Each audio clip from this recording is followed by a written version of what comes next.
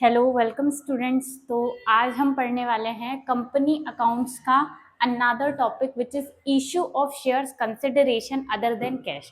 So what is this. तो यहाँ पर अभी तक हमने जितने भी क्वेश्चंस पढ़े उसमें क्या होता था कि आप जितने भी शेयर्स इशू करते थे बदले में आपको मिलता था कैश। एंड यहाँ पर बोला है other than cash, it means कि आप यहाँ पर कुछ परचेज कर रहे हैं और उसके बदले में कैश ना देते हो, आप क्या इशू कर रहे हैं, शेयर्स इशू कर रहे हैं। मतलब अब शेयर इशू करने के बदले में आपको कैश नहीं मिलेगा। तो अब यहाँ पर क्या बोला है, विक्रेता से उधार संपत्ति खरीदने पर, मतलब आपने क्या अब परचेज किया है, असेट्स परचेज किए। तो यहाँ पर हम असेट्स परचेज कर रहे हैं तो एंट्री क्या करते हैं generally, assets account debit to cash account. But cash नहीं दे रहे तो क्या आएगा, assets account debit to vendors account. Vendor वो पर्सन है जिससे आपने खरीदा है। तो आपको अगर क्वेश्चन में नेम दिया जाएगा कि आपने असेट किससे परचेज किया तो आप उसका नेम लिखेंगे, नहीं दिया है तो आप क्या लिखेंगे, वेंडर लिखेंगे, असेट्स परचेज ऑन क्रेडिट। अब जब हम वेंडर को पेमेंट कर रहे हैं तो पेमेंट क्या कर रहे हैं, पेमेंट में कैश ना देते हुए क्या दे रहे हैं, शेयर्स दे रहे हैं। तो यहाँ पर सेकेंड एंट्री क्या होगी, यही वेंडर क्या हो जाएगा, डेबिट हो जाएगा। तो vendors account debit to share capital account, तो ये आपकी एंट्री होगी। बट अब यहाँ पर जो शेयर्स अगर पार वैल्यू में इशू कर रहे हैं, पार वैल्यू हम पहले भी समझ चुके हैं कि अगर मान लो 100 का शेयर है तो उसको आप 100 में ही इशू कर रहे हैं, तब ये एंट्री होगी। अब अगर मान लीजिए कि इसमें प्रीमियम रहेगा तो प्रीमियम में क्या होगा, vendor account debit to share capital account और सिक्योरिटी प्रीमियम रिजर्व अकाउंट। तो ये इसको हम क्या कर देंगे, यहाँ पर क्रेडिट कर देंगे। ठीक है, एक तो आप असेट्स परचेज करेंगे तो उसमें कैसी एंट्री होगी हमने समझ लिया। अब कभी कभी क्या होता है कि हम क्या परचेस करते हैं, बिजनेस परचेस करते हैं। अब जब भी बिजनेस परचेस करेंगे तो उसमें कुछ असेट्स होती हैं, लाइबिलिटीज भी होती हैं। तो अब अगर कोई बिजनेस परचेस कर रहे हो तो बिजनेस के साथ साथ उस बिजनेस की असेट्स भी आपके पास आ रही है, तो क्या हो जाएगा, वो जो असेट्स का अकाउंट है वो डेबिट हो जाएगा, जो लाइबिलिटीज है वो क्या हो जाएंगी, क्रेडिट हो जाएंगी। प्लस अब बिजनेस परचेस करने के बदले में आप जितना अमाउंट पेमेंट करने वाले हो किसमें आ जाएगा, वेंडर के अकाउंट में। अब अगर इन दोनों के बीच में कोई डिफरेंस निकलता तो डिफरेंस अगर डेबिट में आता है तो गुडविल हो जाएगा और क्रेडिट में आगा तो उसको उस अमाउंट को हम कैपिटल रिजर्व अकाउंट में ट्रांसफर करेंगे। क्वेश्चन से आपको और चीजें क्लियर होंगी। अब हम करते हैं, जो हमने फर्स्ट केस पढ़ा है ये असेट्स वाला, इसका एक क्वेश्चन करेंगे।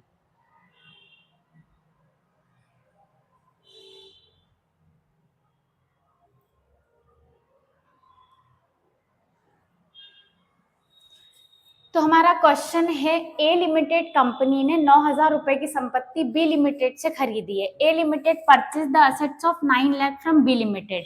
तो सबसे पहले समझना ये हमें कि क्या परचेज कर रहे हैं। तो परचेज क्या कर रहे हैं, हम संपत्ति खरीद रहे हैं, असेट्स परचेस कर रहे हैं। ठीक है, दूसरी चीज हमें ये फाइंड आउट करना है कि ये जो हम खरीद रहे हैं तो किससे खरीद रहे हैं, वेंडर कौन है। तो वेंडर का नेम दिया वो कौन है, बी लिमिटेड है। दो चीजें फाइंड आउट की हमने इस लाइन से। नेक्स्ट हमें बोला है प्रतिफल में 100 रुपए वाले पूर्ण दत्त समता अंश देय थे। The purchase consideration was payable in fully paid equity share of ₹100 each. कि मतलब ये जो 9 लाख के असेट्स परचेस किए इसके बदले में हम 100 रुपीज वाले इक्विटी शेयर क्या कर रहे हैं, इशू कर रहे हैं।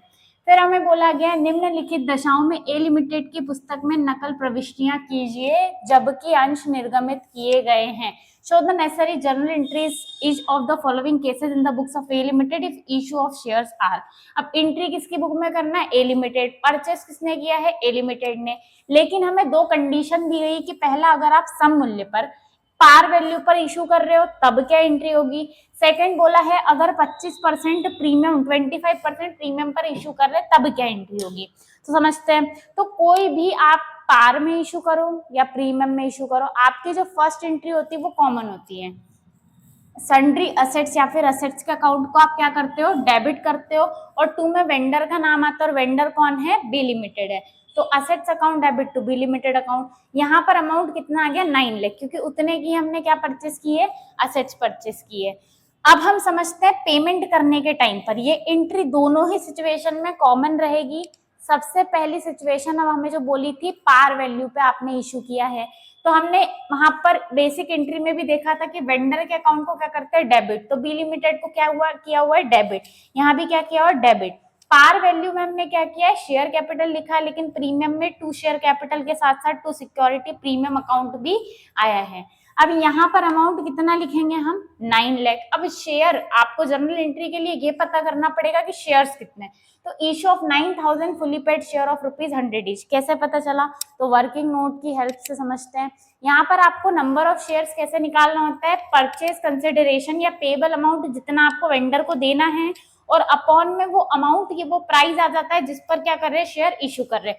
तो टोटल हमें पेमेंट करना था 9 लाख का, और 100 रुपीज वाले शेयर्स थे, तो नंबर ऑफ शेयर कितने आ गए 9000। तो यहाँ पे 9000 है 100 रुपीज वाले, तो ऐसे 9 लाख अमाउंट आ गया है। उसके बाद अब हम समझते हैं ये जो प्रीमियम का केस है, इसमें हमें अमाउंट कैसे निकालना होता है, तो इसे समझिए। Number of shares issued at premium, तो परचेज कंसिडरेशन कितना है 9 लाख, पर share issue price at premium, तो 100 रुपीज क्या है इशू प्राइस है, और 100 का 25% निकाला हुआ है, तो यहाँ पे कितना आ गया 25। तो दोनों को प्लस कर देंगे, प्राइस हमारा क्या है 125 है, तो 9 लाख टोटल अमाउंट है, प्राइस 125 है, इसको डिवाइड किया तो नंबर ऑफ शेयर कितने हैं 7200 शेयर्स हैं। अब इसकी एंट्री को समझते हैं। तो यहाँ पर ये जो एंट्री है आपकी, पहली एंट्री कैसे आई, वो तो बी लिमिटेड को तो उतनी अमाउंट से डेबिट करेंगे जितना उसको पेमेंट करना था। शेयर कैपिटल में हमेशा कौन सा अमाउंट जाता है, ओरिजिनल अमाउंट जो कि हमारा कितना था 100 रुपीज था, तो 7200 को इंटू किया 100 से, तो आपका गया 7,20,000।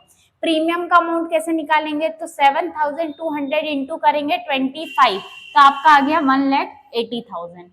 और आप मैच कर सकते हैं, इन दोनों का टोटल यही आएगा। तो इस तरीके से आपको ये वाले क्वेश्चंस करने होते हैं।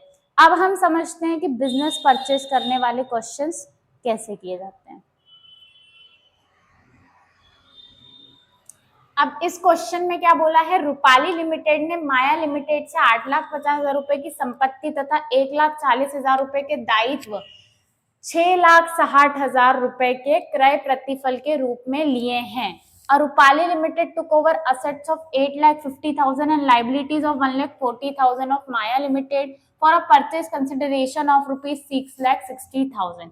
तो यहाँ पर अब क्या क्या फाइंड आउट किया कि हम पहले तो परचेज क्या कर रहे हैं, बिजनेस परचेस कर रहे हैं, और बिजनेस परचेस कर रहे हैं तो उस बिजनेस की असेट्स लाइबिलिटीज असेट्स और संपत्तियां कितनी हैं 8,50,000, 8,50,000 है, और लाइबिलिटीज दायित्व कितने हैं 1,40,000 के। अब ये जो बिजनेस है वो खरीदने के बदले में आप अमाउंट कितना पे कर रहे हो 6,60,000 पे कर रहे हैं। अब यहाँ पर आपको बोला है रूपाली लिमिटेड ने क्रय प्रतिफल का भुगतान क्षमता अंश प्रत्येक 10 रुपए का 10% प्रीमियम पर जारी करके किया है। The Rupali limited paid the purchase consideration bye issuing shares of ₹100 each eight 10% premium. तो यहाँ पर आप जो पेमेंट है वो कैश में ना देते हुए ये जो 6,60,000 है इसके बदले में आप क्या कर रहे हो 100 रुपीज के शेयर इशू कर रहे हो, और वो कितने परसेंट प्रीमियम वाले 10% प्रीमियम वाले। तो समझते हैं इनकी एंट्रीज कैसे होगी। तो सबसे पहले एंट्री वही हमने जो देखी थी, बेसिक एंट्री, एसेट्स को डेबिट करेंगे, लाइबिलिटीज को क्रेडिट करेंगे और वेंडर को क्रेडिट करेंगे, और वेंडर कौन है माया लिमिटेड है। तो एसेट्स कितने की है 8,50,000, ये क्वेश्चंस में गिवन था आपको, और लाइबिलिटी कितने की 1,40,000, ये भी क्वेश्चन में गिवन था। माया लिमिटेड को अमाउंट कितना देना है 6,60,000, ये भी क्वेश्चन में गिवन था। अब ये जो कैपिटल रिजर्व का अमाउंट है 50,000, ये कैसे आया, तो हम सबसे पहले क्या करेंगे इन दोनों का टोटल करेंगे, तो कितना आएगा 8 लाख। तो 8 लाख में से इसको माइनस करेंगे, तो यहाँ पर क्रेडिट में 50,000 अमाउंट कम है, तो इस तरीके से यहाँ पर उसको डिफरेंस निकाला गया है। अगर यही डिफरेंस डेबिट में आता तो उसको हम गुडविल लिखते, लेकिन ये डिफरेंस क्रेडिट में आया तो इसको हमने कैपिटल रिजर्व में ट्रांसफर किया है। उसके बाद ये देखिए इस तरीके से अमाउंट आया है, 8,50,000 डेबिट था, इन दोनों को प्लस करके माइनस किया तो 50,000 डिफरेंस बचा क्रेडिट में, तो वो कैपिटल रिजर्व में ट्रांसफर हो गया। उसके बाद जब नंबर ऑफ इशूड शेयर निकालेंगे तो टोटल अमाउंट का पेमेंट करना है 6,60,000, 100 रुपीज वाले, लेकिन 10% प्रीमियम, 100 का 10% आता है, 10 प्लस किया तो यहाँ पे क्या आ गया 110।